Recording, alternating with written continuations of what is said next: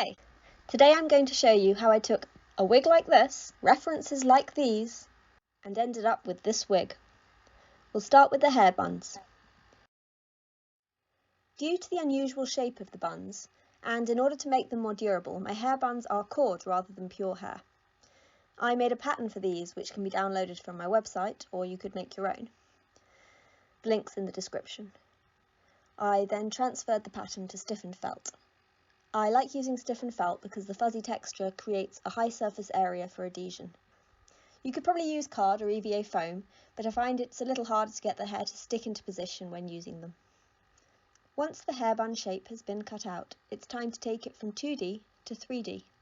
For demo purposes, I'm going to use two different methods to join the seams. The first method is sewing. Using a curved needle, I whip stitch the seams together. I'm using a contrasting thread here for better visibility, but I'd recommend a dark thread. When I'm making rounded wig cores, I like the finish that can be achieved with stitched seams. The joins are very stable, and once stuffed, there are few to no angular edges. The downside is it's relatively slow.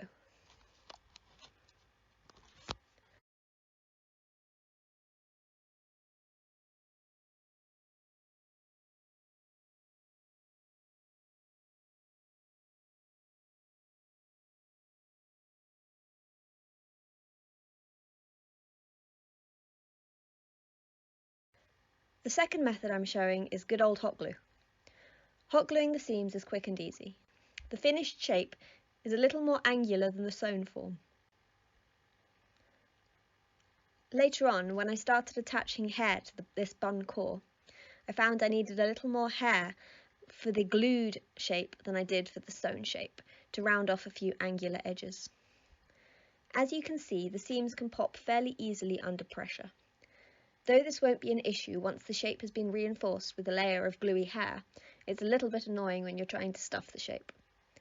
I like to trim away excess glue for a smoother surface for laying the hair later on. Both the stitched and glued hair buns were stuffed with toy stuffing. Alternatively, you could stuff with fabric scraps or paper scraps, anything lightweight that's going to aid stability to maintain the shape.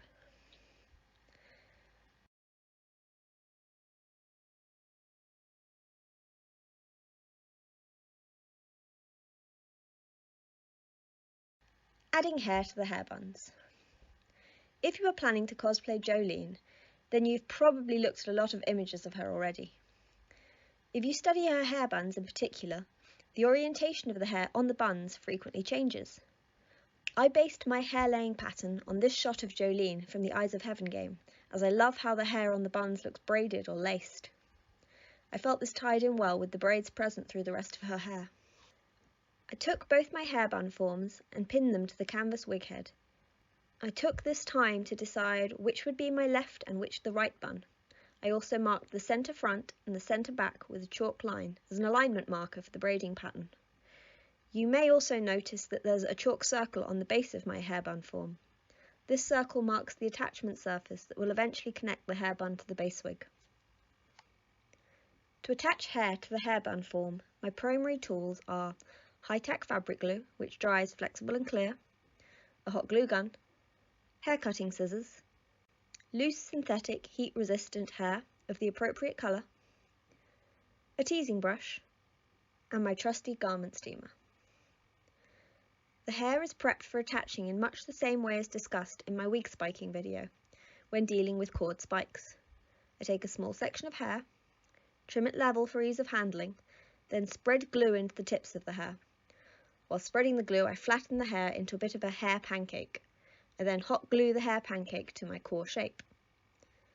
For these hair buns, I'm starting by gluing hair from the middle of the centre front line all the way over the top and finishing in the middle of the centre back line. I continued with this pattern of attachment until the entire upper surface of the core and the beginning of the sides were covered with hair. I find T-pins can be helpful to guide the hair into the desired direction and location while the glue dries. It's worth taking regular breaks and letting the glue dry fully before you carry on for ease of handling.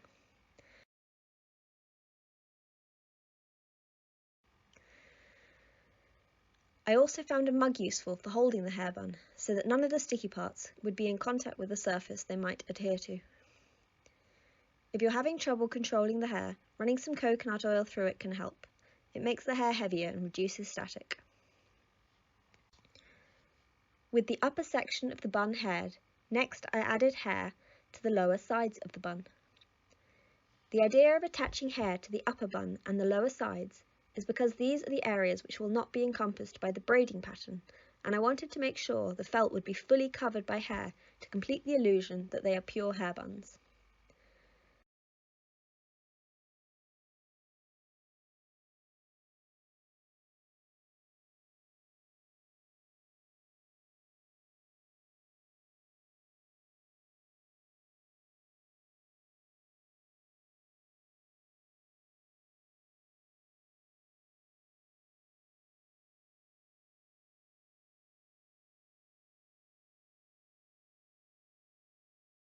Now it's time for the braiding. For the braiding design, once again it involves adding strips of hair, but this time in an alternating pattern, from right to left and then left to right, and so on until the whole bun is covered by hair. Your final strips should be fixed into place below the chalk circle that denotes the area that will be attached to the base wig, and therefore ultimately will be hidden from view. You do have a bit of leeway with tidiness around the bottom of the bun, as braids will eventually encircle and hide this area. Once I'd finished and all the glue was dry, I treated both of my buns with steam to set the hair in position. As Hi-Tech is a water-based glue, the steam reactivated and spread the glue slightly. Any areas of the glue that had dried white or cloudy instead of clear, which can happen, then dried clear after it had been reactivated by a heavy steam. Be careful while steaming that none of the hair droops. I use strategic pins to support the hair if necessary while steaming.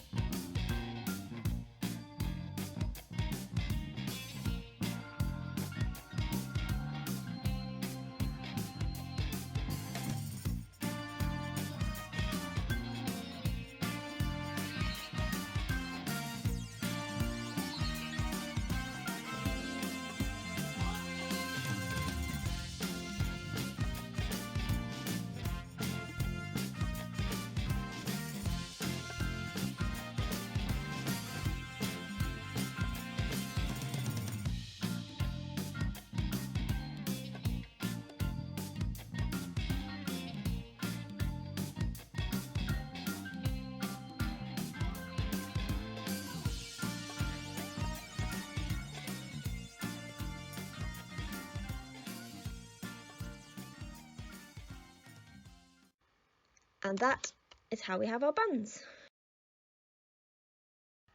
Next up is prepping the base wig. Jolyne's hair is a half up and half down style with 2 pigtails on top with hair drawn into them from the temples. The lower back half of her hair is short and loose. I started with a short base wig in navy. It has heat resistant fibres and no skin top. I removed a large portion of wefts from the crown and the front of the wig as shown. You could now add new wefts directly back onto the wig to create the differently coloured fringe and to create Jolyne's 4-way parting, but I wanted to use my sewing machine to speed things up. For this part of the tutorial you will need scissors, scalp coloured fabric, needle and thread, and or a sewing machine, sewn wefts that match your base wig, as well as sewn wefts for the contrasting fringe, and contact adhesive.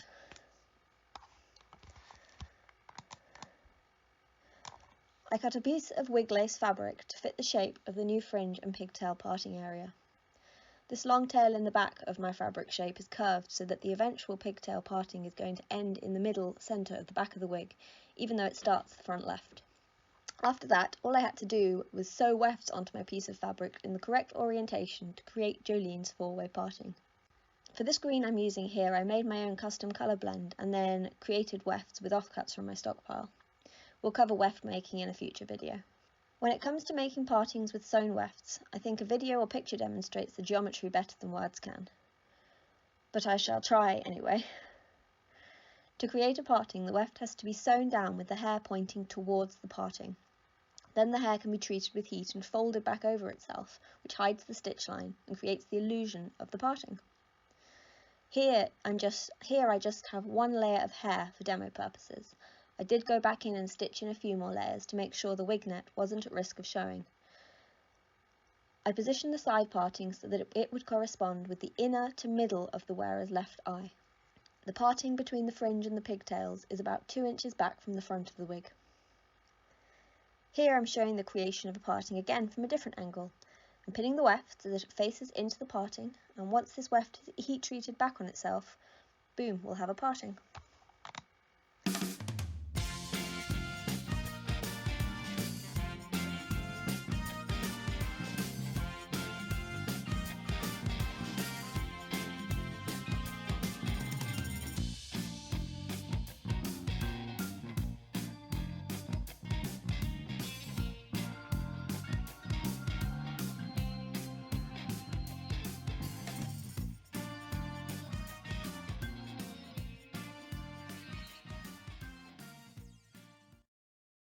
And here we have another demo of the weft orientation. As this is a 4-way parting, I wanted to try and be as clear as possible. The blue line represents the shape of the wig lace frontal to which we are stitching wefts. The green line represents the part lines.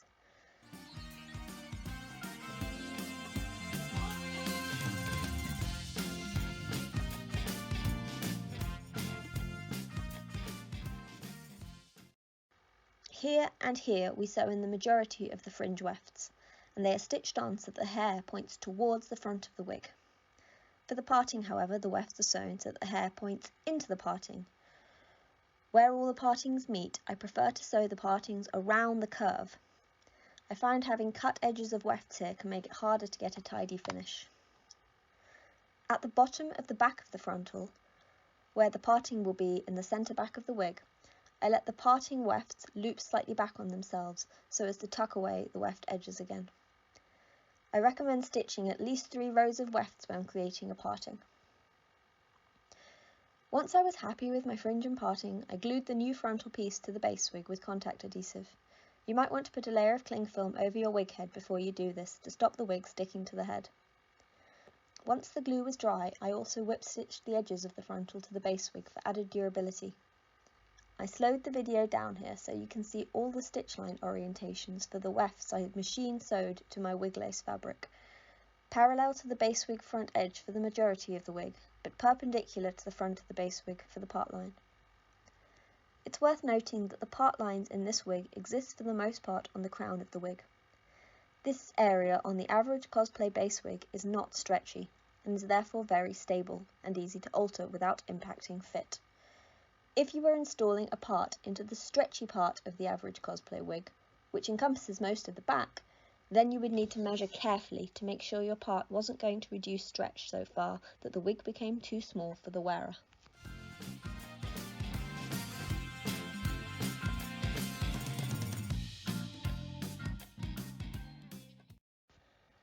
Fake hairlines. The next step towards our half-up pigtail illusion is to add a hairline to the temples of the wig. For this I use high-tech adhesive, hair-cutting scissors, a teasing brush, hair clips and pins.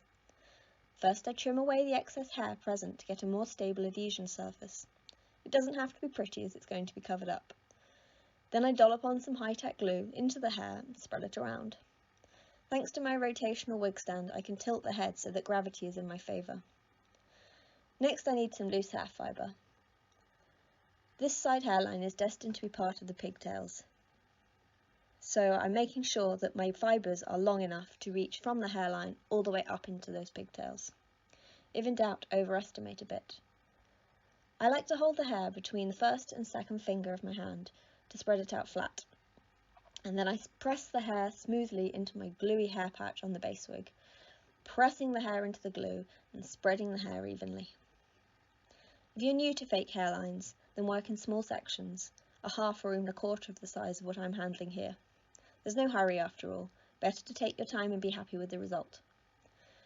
Note the hair that is hanging over the edge of the wig is glue-free and soft. This is so it's going to be comfortable to wear. I use clips to stabilise the hairline while it dries. I use clips to stabilise the hairline pieces while they dry.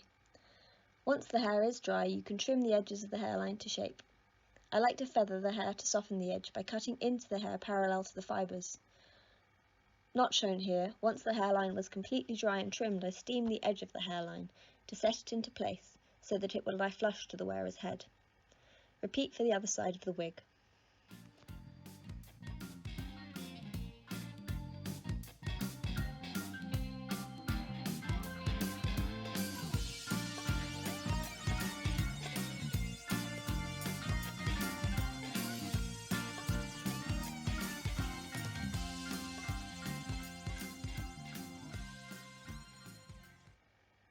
Now that we have our pigtail parting and we have our temple hairline, we can continue creating the pigtail stubs, which we'll attach the buns to. I'm teasing some of the hair that will sit underneath the hair bun using heat and a teasing brush. You can visit my spiking tutorial for more information on teasing.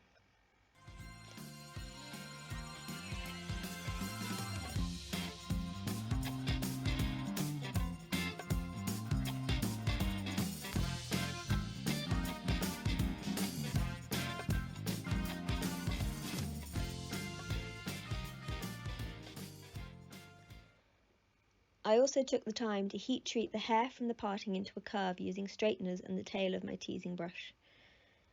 Remember, if the hair is being flighty, moisture is your friend.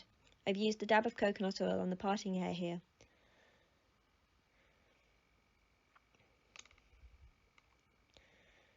Between the teasing and the curling, both of these techniques combined create the impression that hair is bulging and growing from the head.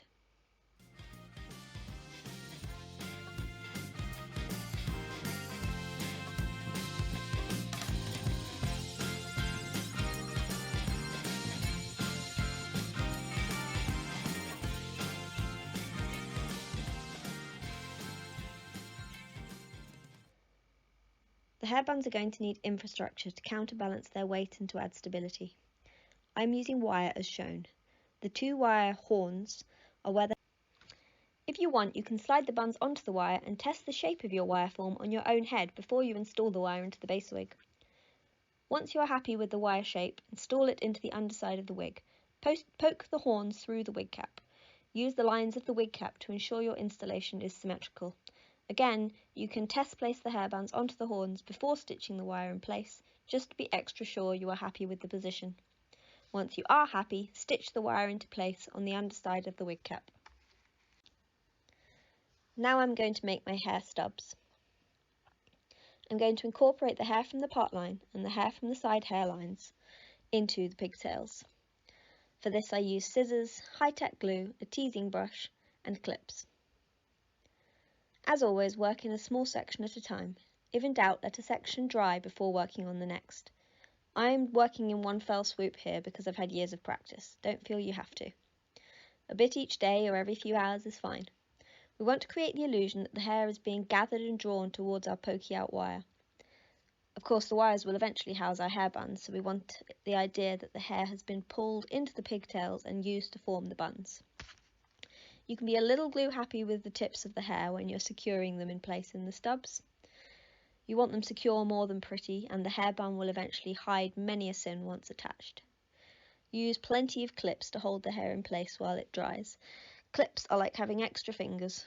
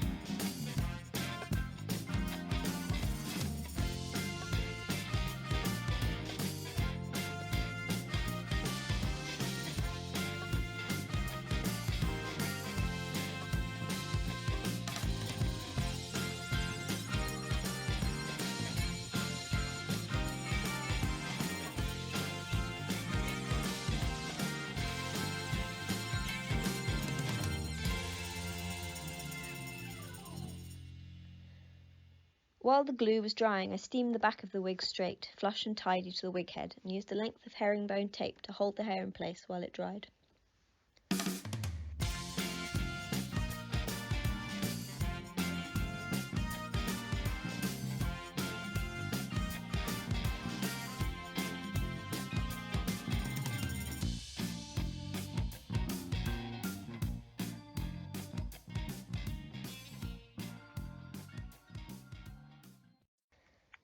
Now we can glue down the hair buns, and for this I'm using hot glue.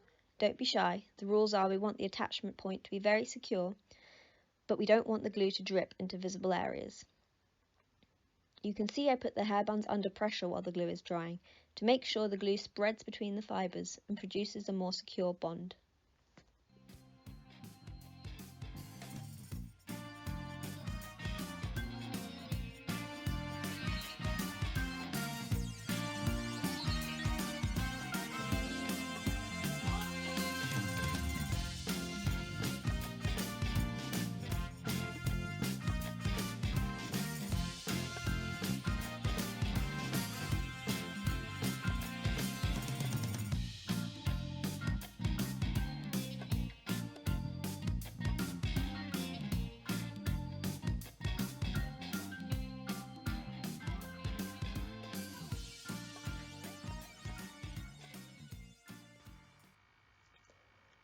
Let's style the fringe. I'm using the same technique here that I've discussed before in my spiking tutorial or in places like my Joseph Joestar tutorial. Use straighteners to slightly melt the plastic fibres of the wig and then tease the base of the wefts. Once the whole fringe is teased, brush it out. Wherever you feel there isn't enough volume, tease some more. Anywhere you feel there's too much volume, you can use the straighteners to remove some of the teasing.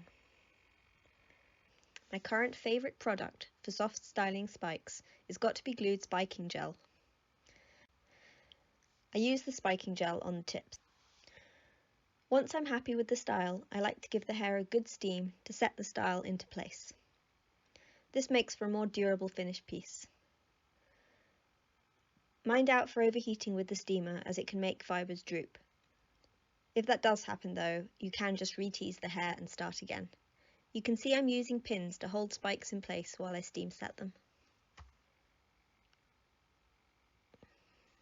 Here you can see an example of me shaping a curved flippy spike. You can see I'm using the straighteners to heat the fibres and then holding the spike in position while the fibres cool and reset into the new shape. When heating fibres in this way, it's worth over-exaggerating the curvature of the fibres immediately after heating. Once the fibre has had the opportunity to cool and you release it, the weight of the hair can cause it to droop a little. So by over-exaggerating earlier on, you end up with the hair where you wanted it to be.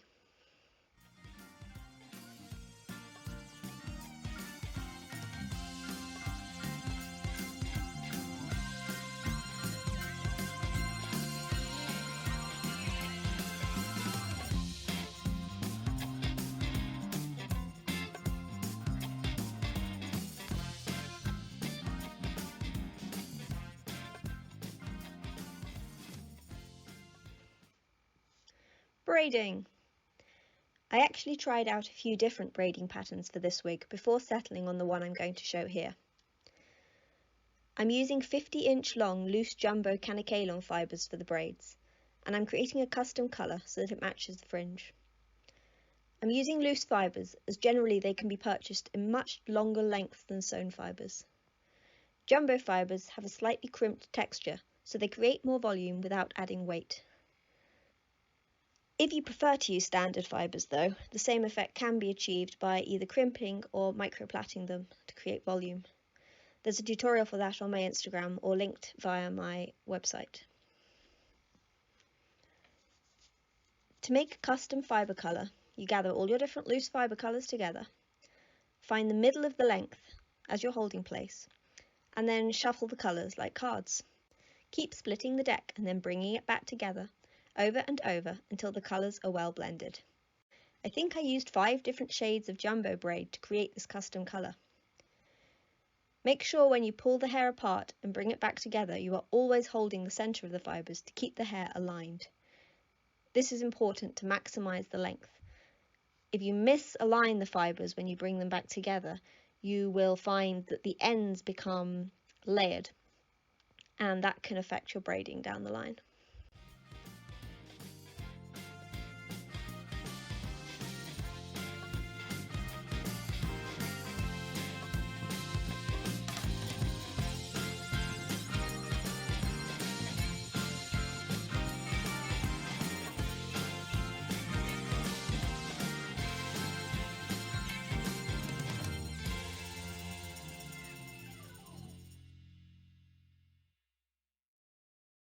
Once the fibres are fully blended, you can tie off the fibres at the centre point.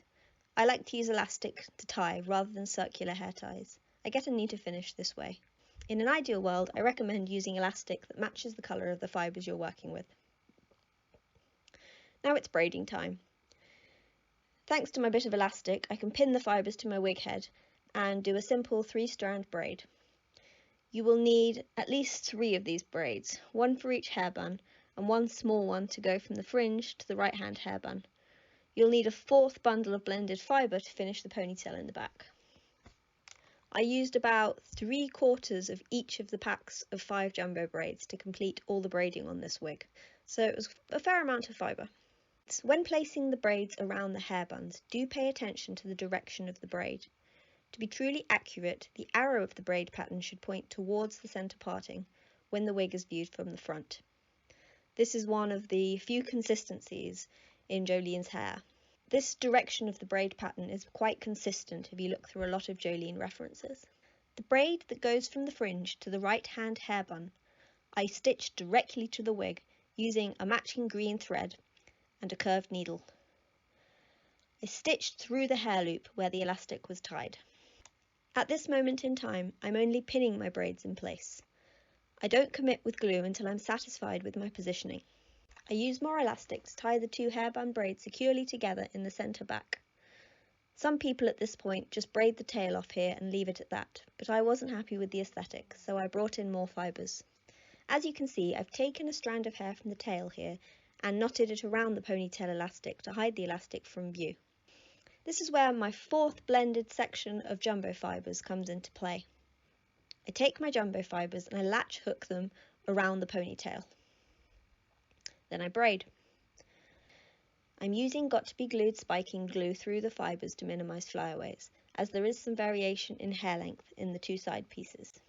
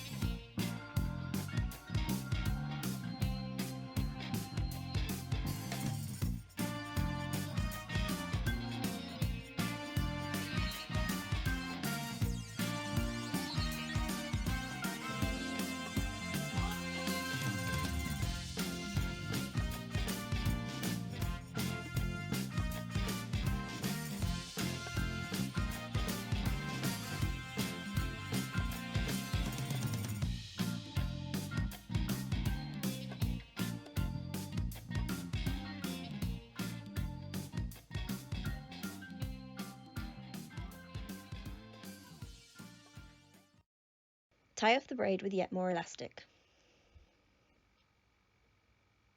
What can I say? Sometimes I run out of my fingers and I use my teeth. I recommend using a longer piece of elastic than you think you need here, and don't trim off the excess dangling elastic just yet. We'll need it later on. If you want, you can gently pull on each section of the braid to add fullness. Make sure if you do this, you work from the top down and pull hair from below, so you aren't extracting volume from the braid section above where you only just added it.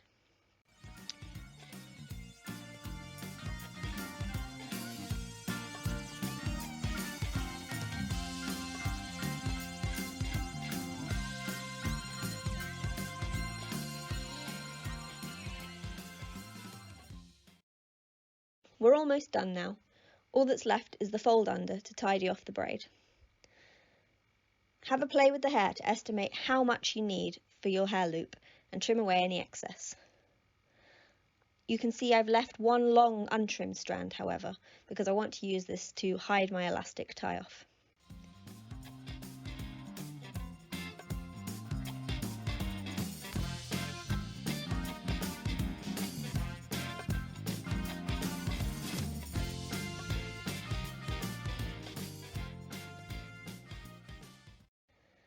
I'm giving the fibres a good coating of got to be glued on the front and back to keep them smooth and stop flyaways. Then I fold the hair under and tie the resulting loop off with the excess elastic already present. Once secure, I can trim away the excess elastic.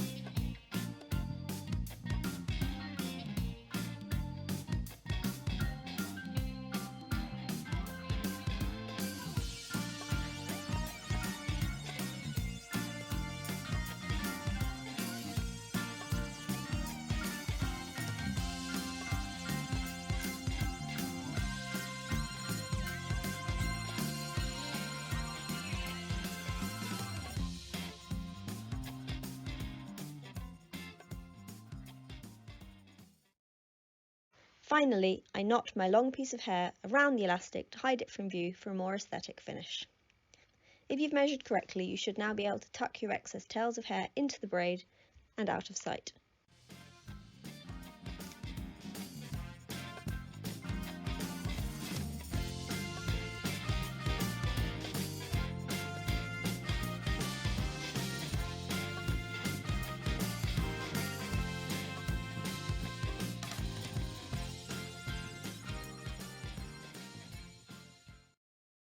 If you're happy with how your braids are looking, now is the time to get your hot glue gun and glue them all into position securely around the hair buns.